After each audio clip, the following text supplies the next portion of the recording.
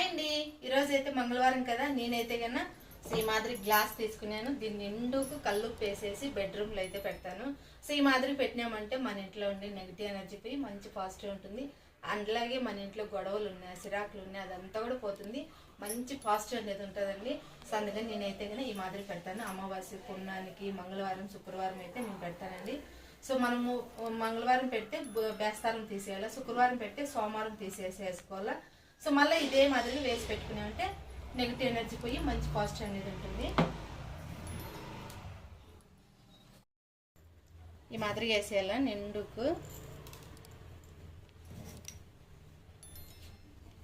ఇప్పుడు అవి బెడ్రూమ్లో అయితే పెడతాను. ఒక మూల పెట్టేసినామంటే నెగిటివ్ ఎనర్జీ అంతా కూడా పోతుంది.